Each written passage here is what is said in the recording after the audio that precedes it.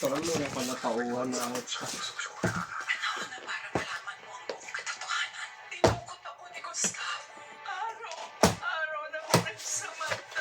Mitch, kay Ate Kim, di pa ako nakasilip.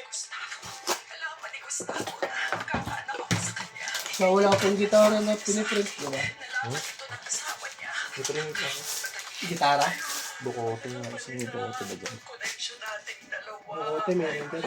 Dito ako. Si Marcos. Malapit kay Gustavo ang puto.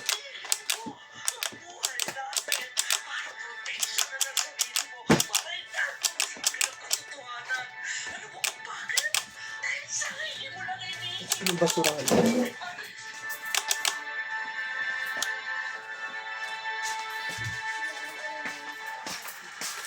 Kumana natin yung si Motoboy. Tapos yung mga.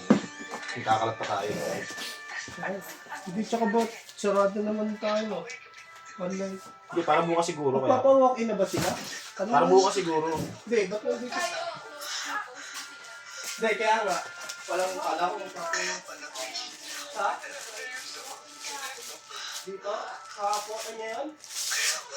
Wala po, hindi pa tapos ka mga kasama na ako pa ito.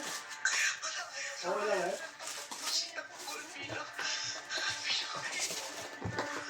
Oo, nag-post na ako, close.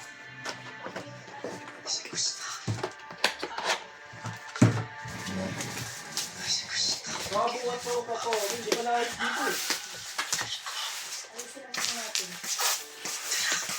Saan ba pwedeng mag-video kung sakaling dito mag-walking? Namang dito na talaga.